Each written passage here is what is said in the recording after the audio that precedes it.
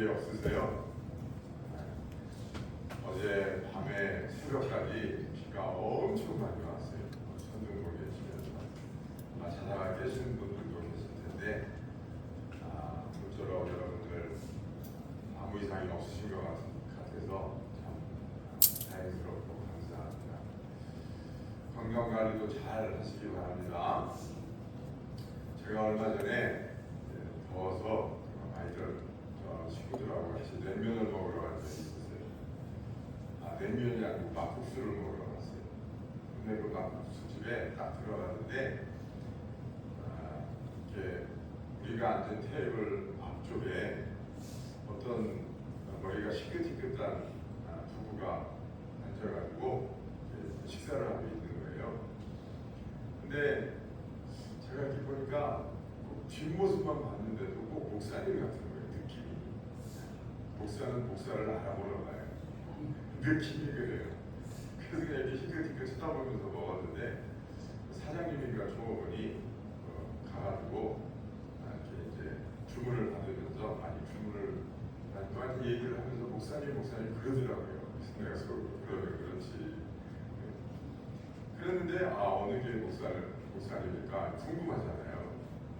또 그 인주에 제가 잘 아는 후배가 하나 왔다고 제가 얘기를 들었었거든요.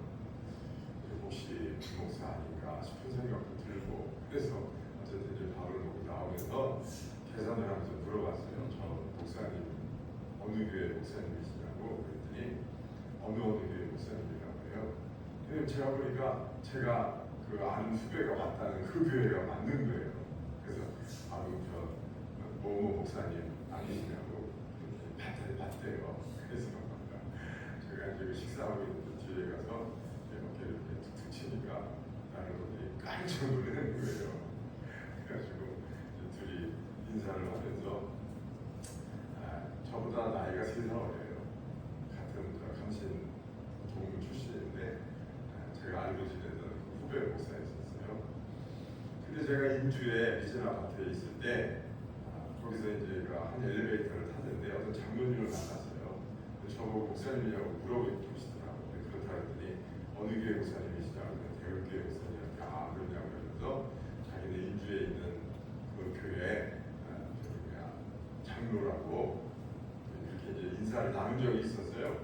근데 이제 제가 그 교회 그 목사님 제가 잘 아는 후배 목사님이시라고 그랬더니 그 목사님이 아프다는 이야기를 제가 좀 들었거든요. 어디서. 그래서 제가 건강을 이렇게 물어봤더니 많이 좋아지셨다고 그러더라고요. 그래서 제가 이제 처음에는 아프다는 얘기만 들었는데 그 얘기를 들으면서 조금 이게 좀 중한 병이구나 그거를 알게 됐어요. 나중에 암이라고 그러더라고요. 그래서 제가 이제 그 이야기를 듣고서 이제 그 인주에서 매일 새벽에 이제 이렇게 올 때마다 그 교회를 바라보면서 기도했어요. 하나님, 목사님, 하나님 살려주세요. 하나님 도와주세요. 하나님이 그렇게 기도를 시키시더라고요. 그다음에 제가 그 목사님하고 한번 만나가지고 교제하는 사이도 아니고 왔다는 얘기만 듣고 한 번인가 만났어요. 그리고서 그냥 목회 잘하겠거니 이렇게 생각을 하고 있었는데 그런 소식을 들으니까 너무 마음이 아프더라고요. 그래서 지나갈 때마다 또 이렇게 보이니까 또 그 목사님 걱정되고 그러니까 정말 볼 때마다 그랬어요. 하나님 살려주세요. 도와주세요. 살려주세요. 그렇게 한참 했어요. 그러다가 한 서너 달 전부터 기도가 바뀌더라고요. 하나님 살려주셔서 참 감사합니다. 나도 모르게 기도가 이렇게 바뀌면서 하나님이 고쳐주시겠구나, 하나님 도와주시겠구나 이런 생각이 들더라고요. 그래서 그다음부터는 다니면서 하나님 감사합니다. 하나님 우리 한 목사 살려주셔서 감사합니다. 그리고 다녔어요. 그러다가 이제 그 막국수집에서 만난 거예요. 근데 혈색이 저보다 더 좋더라고요. 그래서 제가 건강 어떠냐 그랬더니 활짝 웃으면서 괜찮다고 좋아졌다고 그렇게 기도를 시키시더라. 근데 어느 날부터인가 감사 기도가 나오더라고요. 그러니까 아마 하나님이 틀림없이 하나님이 고쳐주시려고 한 거니까 너무 걱정하지 말고 잘 지내라. 그러면서 이제 인사를 하면서 이렇게 돌아온 적이 있었습니다. 제가 기도해서 낫겠어요. 저도 기도에 일조했겠지만 그 교인들이 얼마나 기도했겠어요. 그리고 가족들이 얼마나 여러분 그 목사님을 위해서 기도했겠어요. 근데 저는 그때 확실히 느껴지더라고요. 하나님이 기도를 시키신다는 사실을. 그리고 저도 그런 일을 통해서 많이 느끼게 됐어요. 하나님의 일을 이루실 때 누군가를 통해서 기도하게 하시는구나. 그런데 그거는 기도를 받는 사람도 유익하지만 기도하는 사람에게도 큰 기도하게 하시는 그 사람에게도 하나님이 큰 유익을 주시는구나. 그러니까 기도를 맡기는 사람이 하나님이 기도를 맡기는 사람이 있어요. 하나님이 그 사람도 축복하시는 거예요. 오늘 본문에 보니까요, 이스라엘이 고통 속에 있을 때 하나님이 에스겔 선지자에게 주신 회복의 말씀이 오늘 본문에 소개되고 있습니다. 이스라엘이요, 북이스라엘과 남유다가 있었잖아요. 북이스라엘은 아수르에게 멸망당하고 남유다는 바벨론에게 BC 586년 전에 망했어요. 그러면서 예루살렘 성전이 다 파괴됐죠. 그리고 하나님을 섬기는 그 신앙을 다 수탈당했어요. 그리고 남유다 백성들은 바벨론의 포로로 잡혀갔어요. 나라가 완전히 망한 거예요. 이스라엘 백성은 너무나 낙심되고 소망을 잃고 있었어요. 설마 했는데 북이스라엘이 망하고, 설마 했는데 남유다까지 망하고, 설마 했는데 독립을 꿈꾸고 있는 모든 사람들이 다 포로로 잡혀갔어요. 꿈과 소망이 없어졌어요. 여러분, 에스겔서 36장을 우리가 지금 보고 봤는데 에스겔서 37장이 뭐예요? 네? 그렇죠. 마른 뼈들이 살아나는 에스겔 볼자리의 환상을 본 이야기가 37장에 나오잖아요. 그러니까 그런 상황에서 하나님이 이스라엘 백성에게 소망을 주시기 위해서 에스겔 선지자에게 오늘 말씀을 주고 계시는 거예요. 그러면서 하나님은 이스라엘 백성에게 너희들이 회복될 것이라고 말씀하고 계세요. 무너진 성읍은 다시 회복될 것이고, 황폐한 땅은 다시 다 이제 그 황폐한 것이 고쳐지고 새로워져서 사람들이 몰려드는 곳이 될 거라는 거예요. 그리고 하나님의 역사가 나타나서 사람들이 다 하나님이 살아계시는구나, 하나님이 이스라엘 백성을 사랑하시는구나, 하나님이 이스라엘 백성과 함께 하시구나 하는 것을 사람들이 다 알게 될 것이라고 하나님이 말씀하셨어요. 하나님이 약속하셨어요. 누구에게? 에스겔 선지자를 통해서 이스라엘 백성에게 약속하셨어요.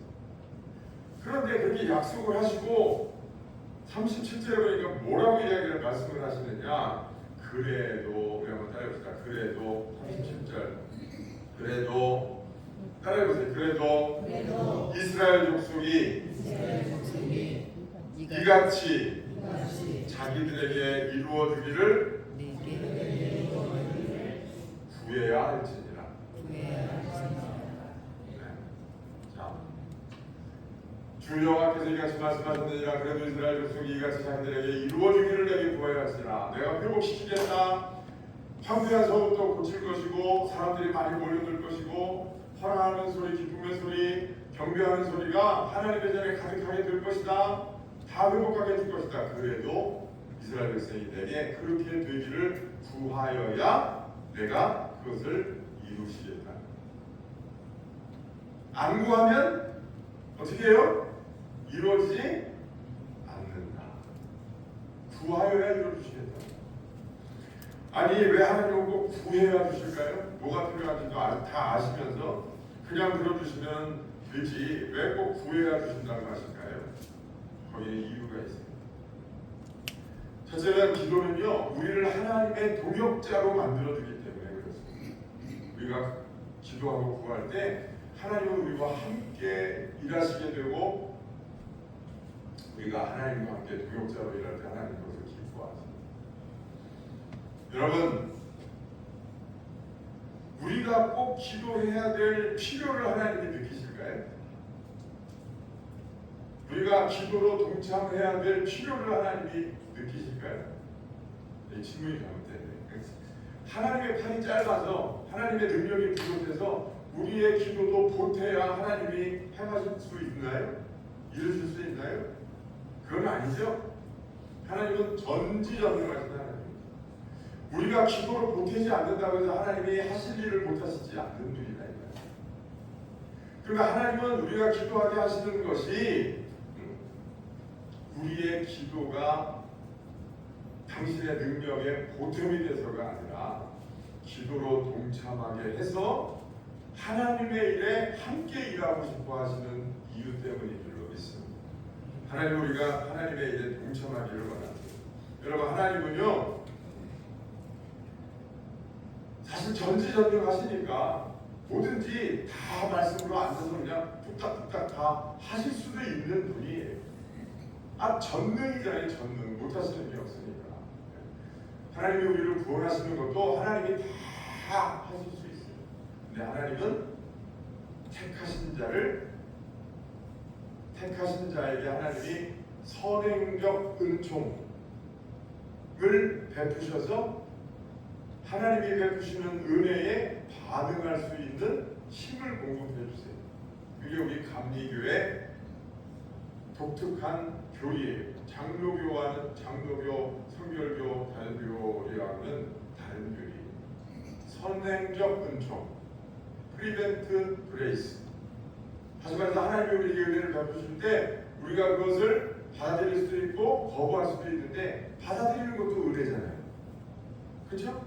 근데 우리에게 전혀 아무런 은혜가 없으면 그거에 반응할 수도 없는데 요한에서는 그런 선행적 은총을 우리에게 하나님이 주셔서 그것을 받아들이고 그거에 반응할 수 있는 기회를 하나님이 주셨다고 믿는 거예요. 어찌됐든 사람이 그런 하나님의 은혜에 반응하고 그래서 선택한 자를 하나님 부르실 때 그 하나님의 부르심에 응답하고 부르신 자를 하나님이 또 의롭게 하시고 의롭게 하신 자를 하나님이 영화롭게 하시는 그 모든 구원의 여정의 과정 가운데 하나님이 혼자 일하실 수 있어요. 얼마든지. 그런데 하나님은 꼭 우리가 거기에 반응하고 거기에 하나님께서 부르시면 쫓아가고 하나님이 인도하실 때 우리가 따라가고 이렇게 하나님과 함께 우리의 구원을 이루어 나가는 것을 하나님이 기뻐하신다. 또 하나님의 나라를 건설하는 일도 마찬가지입니다. 하나님이 얼마든지 하실 수 있어요. 그러나 하나님은 우리와 함께 하나님의 나라를 건설해 나가기를 하나님이 기뻐하세요. 그래야 여러분 그렇게 우리가 하나님의 일에 동참하고 우리가 하나님의 동역자가 될 때 우리가 하나님의 일을 배우고 익히고 또 그래서 그렇게 배운 하나님의 일을 배운 사람들이 또 하나님의 나라를 전파할 수 있는 거예요. 그러니까 하나님이 쉽게 얘기하면 훈련시키시는 거예요. 훈련시키는 거예요. 하나님의 일꾼으로. 그런데 우리가 구하지 않고 다 뚝딱뚝딱 이루어지고 하나님의 역사하심을 우리가 보고 배우고 익히지 않으면 우리가 하나님의 일꾼이 될 수가 없는 거예요. 쫄병으로 군대 가잖아요. 그럼 처음에는 아무것도 안 해요. 박사 앞에 이렇게 서가지고 주절주절 외우는 것만 해요. 아침에 정오해가지고 눈 떠가지고 거기 서가지고 지나가는 고참들한테 격려하고 그리고 주절주절 메모지 갖다가 외우는 거예요. 병영 생활을 어떻게 해야 되는지, 밥은 언제 먹으러 가고 뭐를 외워야 되고 뭡니까 보초 나갈 때는 뭐 어떻게 해야 되고 그걸 다 써놓은 게 있어요. 그걸 다 외워야 돼요. 그거 다 못 외우면요 빠따 맞는 거예요. 빠따 맞죠. 그거 외우다가 종치면 점심 먹으러 가고 점심 먹고 갔다 와가지고서 또 서가지고서 또 그거 외우고 처음에는 적응을 하는 거예요. 훈련 받는 거예요. 어떻게 생활을 해야 되는지. 하나님이요 우리를 훈련시키시는데 어떻게 하나님의 일을 하는 건지 하나님의 일꾼으로서 훈련을 시킨다. 근데 여러분 우리가 하나님과 뜻을 같이 하고 마음을 같이 해서 하나님의 나라를 위해서 같이 기도하고 구하고 할 때 그 훈련이 되는 거지 저절로 되는 게 아니죠. 제가 제 아들이 대학 다닐 때쯤이었는데 이제 가족들이 차를 타고서 마트를 가고 있었어요. 근데 갑자기 차 뒤에서 뭐가 소리가 나더니 요란한 소리가 나는 거예요. 차에서. 아 이거 뭔가 문제가 있구나. 내려가지고 보니까 뒤에 마우라라고 하죠. 마우라. 배기구가 있잖아요. 차 뒤에 보면 배기구가 있잖아요. 그게 차에 이렇게 매달려 있어야 되는데 그게 어떻게 떨어졌는 거예요. 이게 바닥에 떨어졌어요. 이게 그냥 아스팔트에 끌려 닿는 거예요. 딱 이러면서 그 마우라 소리 얼마나 시끄럽게요. 얼마나 온 동네가 난리가 났어요. 그래가지고 그거 가만히 보니까 돈 주고 고치기에는 마우라는 멀쩡하니까 붙들어 매달리만 하면 되는데 응급조치를 해서 그냥 써야겠다는 생각이 들더라고요. 그래가지고 일단은 살살 끌어가지고 마트 주차장에다 댔어요. 그래서 우리가 편의점에 가서 케이블 타이라고 해요. 케이블 타이. 플라스틱으로 된 이렇게 긴 거 이렇게 묶을 수 있는 편의점에 가서 그걸 사다가 묶어야 되겠다. 그래서 이제 주차장에 대고서 그 마트에 보면 박스가 있잖아요. 박스가 많이 있잖아요. 그걸 차 밑에다가 깔고서 이제 그냥 못 들어가니까 그 주차장에 보면 이렇게 턱이 있잖아요. 바퀴 넘어가는 날아가는 턱이 있어요. 거기다가 바퀴를 탁 올려놓으면 뒷공무니가 조금 이렇게 올라서요. 그러면 사람이 간신히 이렇게 들어갈 수가 있어요. 좀 위험하니까 제가 이제 들어가기 전에 저희 아들 보고 여자님 보고 야 내려서 같이 들어가자. 그래서 저희 아들하고 같이 들어가서 이제 고치려고. 왜냐면 한 사람은 불을 비춰야 되고 또 이제 칼로 이거 이렇게 다 이렇게 뭐 하고 어쩌고 해야 되니까 혼자 힘으로는 안 될 것 같아요. 그래서 들어가자. 여기서 들어갔어요. 이제 바퀴를 그 안에 올려놓고서 갑자기 탁 내려가지고 또 큰일 나잖아요. 올려놓고서 또 발로 막 이렇게 해서 흔들어 보고 좀 안전한 것 같아가지고 둘이 박스에 이제 겨들어가지고 그걸 하는 거예요. 그래서 딱 해가지고 묶었어요. 그러니까 뭐 짱짱하더라고요. 가까웠어요. 그래가지고 그냥 됐다. 그래서 이제 잘 장도 잘 보고 그리고 무사히 집으로 잘 돌아왔어요. 그리고 또 한참 그 마우라 고장 날 때까지 끝도 없이 잘 탔어요. 근데 사실 제가 들어가서 차 밑에 들어가서 혼자 얼마든지 할 수 있어요. 저 혼자는 뭐 그까지 못하겠어요. 충분히 하지. 오히려 위험한 생각하면은 아들을 혼자 같이 들어가는 것보다 저 혼자 들어가는 게 더 낫죠. 근데 제가 여차님하고 같이 들어가자고 하는 거는 제가 보여주고 싶었어요. 야, 어려운 일이 있을 때 가장이라면 항상 책임을 지고 뭔가 하려고 해야 된다. 책임성을 가지고 뭔가 하려고 해야 된다. 그런 것도 좀 아빠로서 보여주고 싶었고, 야, 차 밑에가 이렇게 생겼어. 이런 것도 좀 보여주고 싶었고, 제가 좀 그런 거를 좀 보여주고 싶었어요. 그래서 같이 이렇게 했거든요. 또 같이 하는 게 좋으니까. 제가 사랑하는 아들이니까 같이 뭐든지 같이 하면은 좋아요. 그래서 제가 목욕실에도 이제 폐지가 항상 이렇게 많이 쌓여요. 그러면 저 혼자 이렇게 갔다가 처리하고 이렇게 할 수도 있는데 제가 꼭 여찬이 올 때까지 기다렸다가 이렇게 하고 같이 태우고 이렇게 처분하고 그렇게 해요. 같이 하는 게 즐겁고 좋으니까. 여러분 하나님도요 여러분들을 사랑하세요. 그래서 여러분들하고 같이 일하는 걸 하나님이 기뻐하시고 좋아하세요. 여러분들이 하나님의 나라를 위해서 구하고 여러분들이 어떤 어려움이 있고 어떤 필요가 있는지 하나님이 너무나 잘 아세요. 여러분들이 구하지 않아도 아세요. 근데 하나님은 너희가 내게 구하여야 할지라 그렇게 말씀하셨어요. 여러분의 필요를 꼭 하나님 앞에 간구할 수 있는 여러분 되시기를 바랍니다. 또 하나님이 뭐라고 말씀하시냐면요, 내 귀에 들린 대로 행할지라 그러셨어요. 그 말씀을 언제 하셨냐면은 이스라엘 백성이 가나안 땅에 들어가기 전에 12 적당꾼을 보내잖아요.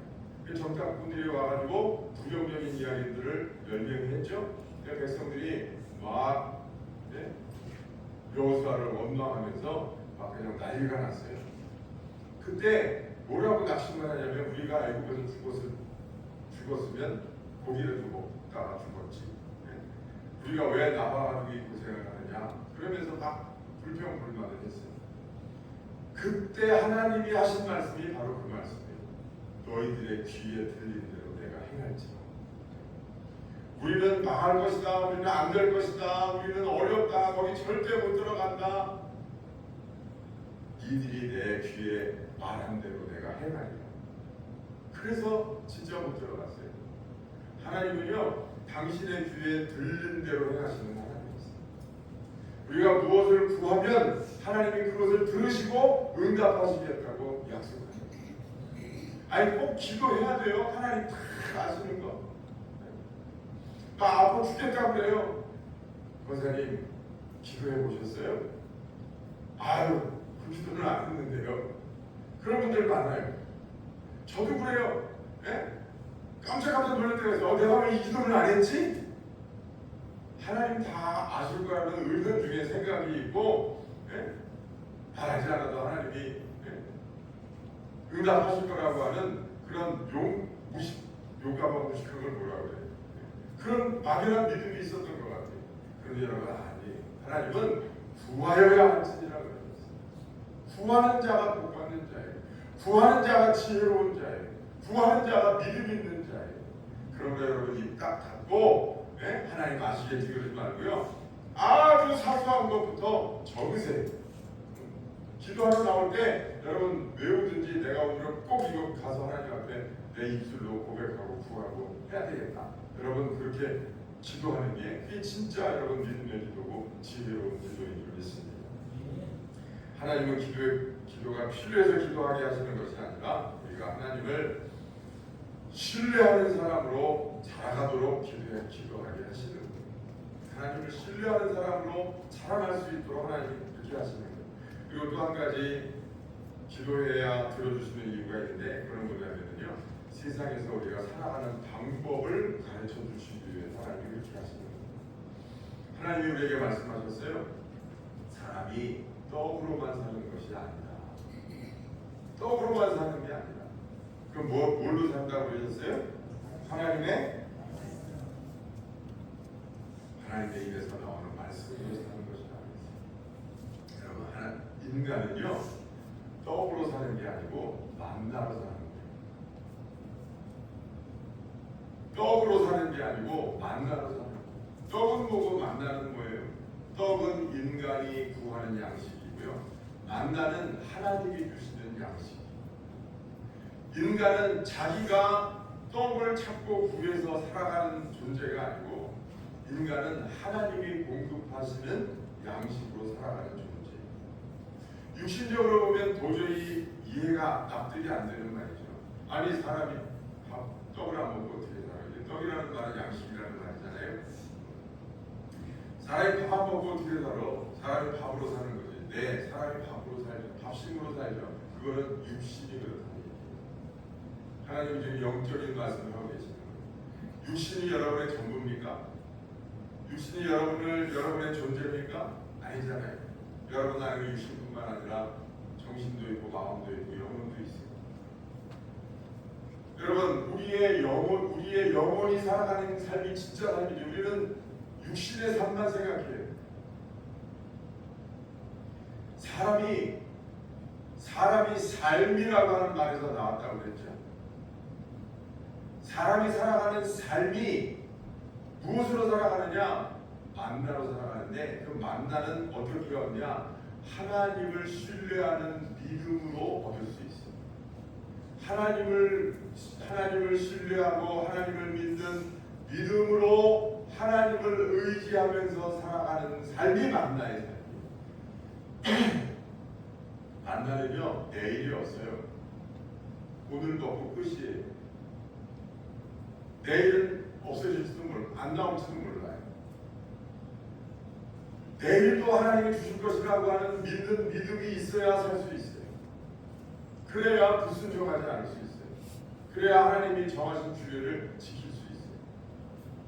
그러니까 인간은 하나님이 정하신 규례를 따라서 하나님을 의지하고 하나님을 신뢰하면서 살아가면 얼마든지 하나님이 먹을 것, 입을 것, 사용할 것 하나님이 다 공급하시는 하나님이신데, 그래서 굶어 죽는 사람은 왜 굶어 죽어요? 굶어 죽는 사람이 있죠. 왜 굶어 죽을까요? 믿음이 없으니까.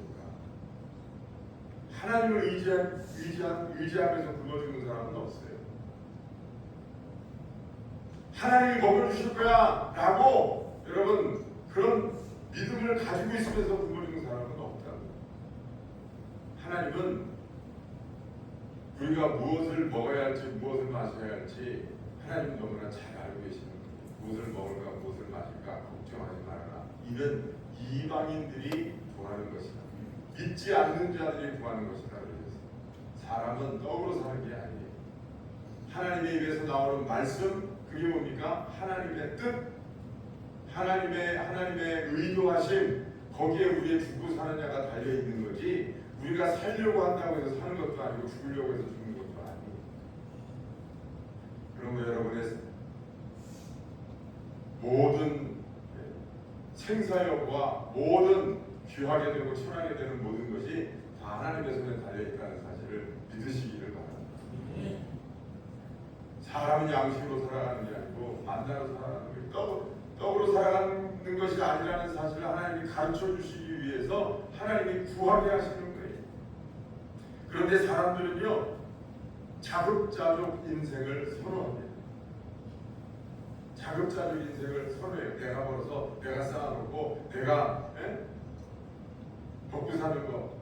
마치 내가 농사져서 내가 돈 벌어서 내가 저축해가지고서 이렇게 살아가는 줄 알아요.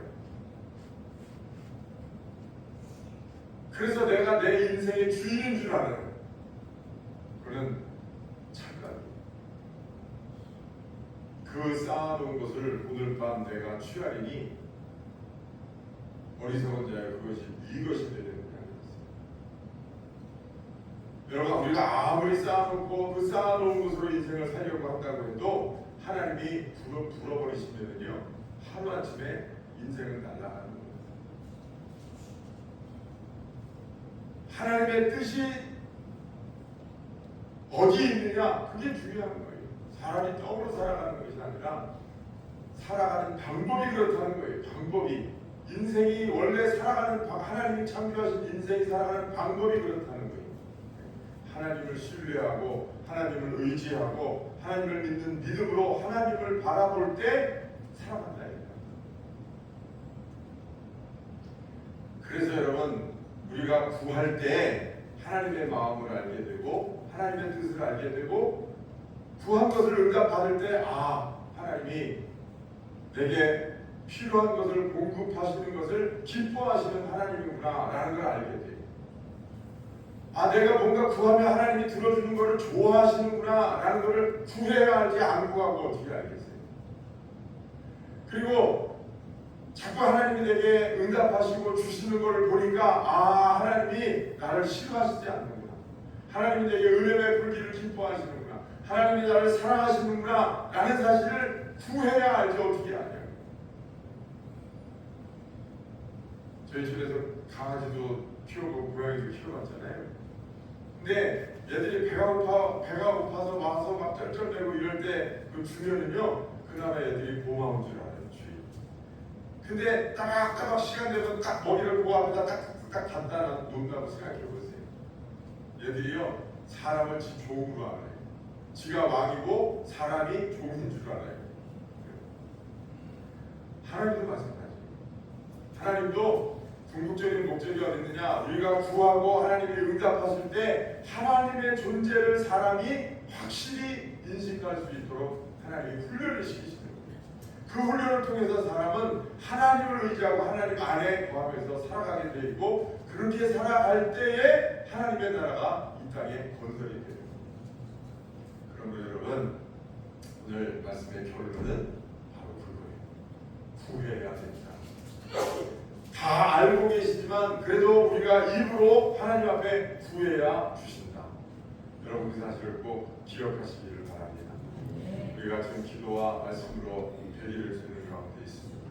여러분, 이 좋은 기회에 여러분 아주 사소한 것까지도 기도할 게 없어요. 그런 사람은요 진짜 믿음이 없는 사람.